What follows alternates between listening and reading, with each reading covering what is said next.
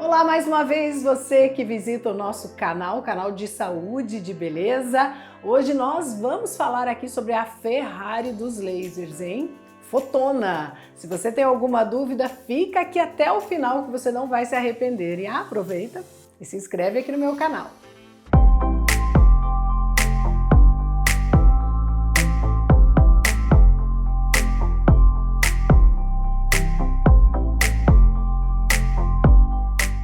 E quem está comigo hoje é a doutora Ana Carolina Chociai, ela é cirurgia plástica e é ela que vai falar tudo sobre o Fotona com a gente aqui. Obrigada pela companhia mais uma vez, doutora. Eu que agradeço o convite, um prazer estar com você. É um prazer nosso, né, recebê-la aqui. Agora me conta pra mim, pra todo mundo que está assistindo esse vídeo, o que é que o Fotona, a Ferrari dos lasers, pode fazer pela gente? Corpo e rosto, não é isso? Isso. Então, a gente fica, às vezes, quando perguntam qual a diferença entre os lasers e tudo mais, a gente precisa pontuar, né, explicar para o paciente que existe uma diferença muito grande em engenharia entre os equipamentos, né?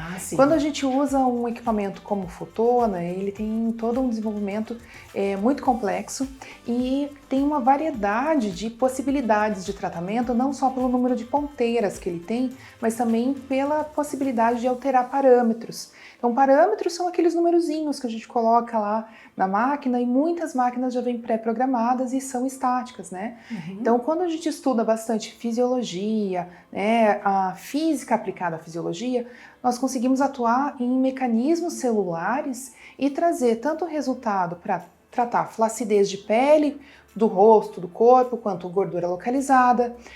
O mesmo equipamento pode fazer crescer pelo ou tirar pelo. Então, tudo depende da programação. Olha, gente, a gente nem imagina, né, na verdade, que tem tanta coisa que pode ser feito com Fotona. Falando em Fotona, doutora, às vezes a gente se confunde, né? A gente que é leiga, lógico. Fotona e Fotona 4D, qual é a diferença entre eles? E é uma pergunta frequente, porque o 4D, muita gente pensa que é o nome do aparelho, mas não é. 4D é o nome de um protocolo. Então, um protocolo, uma sistematização de tratamento, que tem passos fixos, como se fosse uma receita. Esse protocolo foi testado, foi reproduzido diversas vezes e publicado. Então, é possível tratar com o protocolo 4D e obter certo resultado. Quando a gente pensa em fazer um Fotona, vou fazer um tratamento Fotona, o 4D aqui ou ali, se a pessoa segue esse protocolo, teoricamente, vai ter um resultado muito semelhante. Agora, se ela não segue, que é o nosso caso, né? Nós gostamos muito de, aqui na clínica, fazer um tratamento bem personalizado, justamente por conta desse estudo. Nós gostamos bastante de estudar física, né? Nós conseguimos otimizar esse tratamento e às vezes fazemos muito mais do que 4 passos, que é do protocolo original. Sim, até porque vocês fazem todo um planejamento, né? Cada caso é um caso, a pessoa tem uma necessidade, uma tem diferente da outra, né? Então tem que pensar para aquela, personalizado como você falou. Eu lembrei também que o Fotona oferece a possibilidade daquele laser intraoral, eu acho que é o único, né, que tem, inclusive. Queria que você contasse pra gente o que faz esse laser e por quê, para quem é indicado, né? Até tem outras máquinas que também têm um pulso semelhante, né, um comprimento de onda o mesmo, com um tipo de pulso semelhante, tentam imitar um pouquinho, mas é uma engenharia, né, eu tive a oportunidade de visitar a fábrica, é fechado, né, é um segredo, porque o que ele faz talvez a exclusividade que você quer dizer é esse tipo de pulso que chama SMU. Esse tipo de pulso, ele faz um trem de pulsos. Vamos traduzir isso. É como se fosse um calorzinho que, em vez de quando eu aperto para disparar, ir uma vez só, ele divide em 6 vezes. Então, como se fosse uma bomba bombeando calor para dentro. E isso é muito exclusivo e permite que a gente trate pela mucosa, então, intraoral, né, a chegar até os ligamentos retentores na face, para tensioná-los. E isso faz com que a gente tenha N vantagens.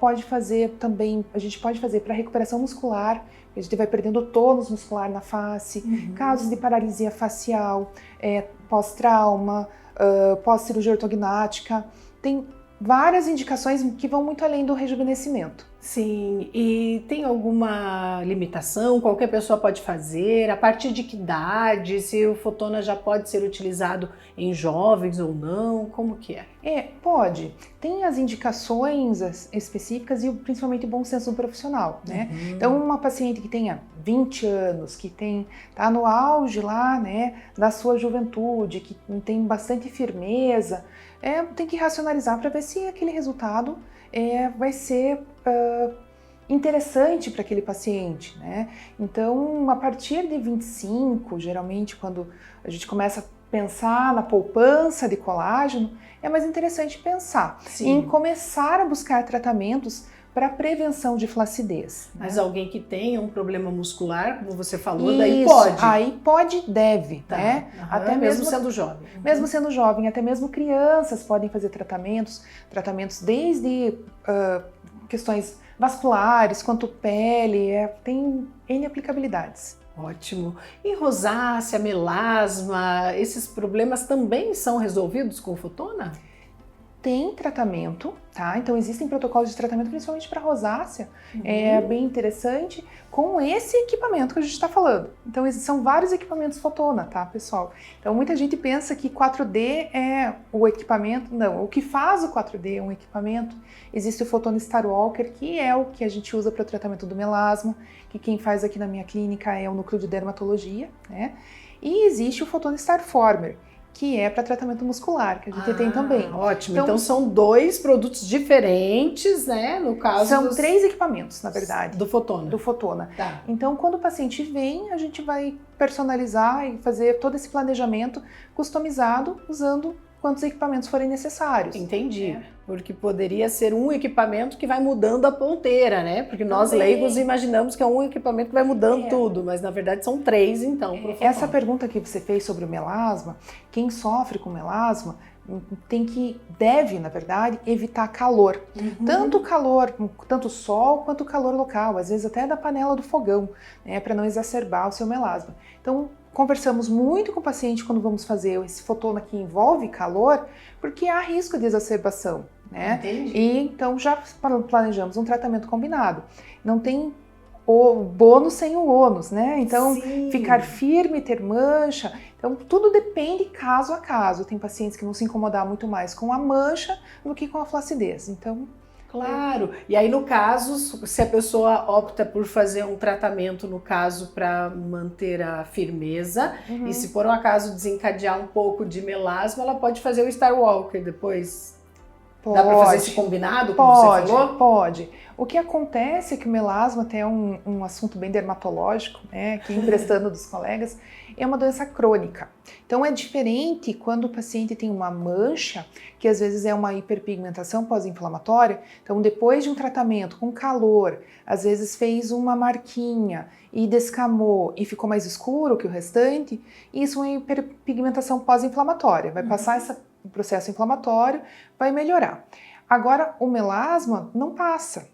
Então, ele pode ser controlado, mas ele não é curado. Então, é um dos grandes calcanhares de Aquiles aí da dermatologia. Sim.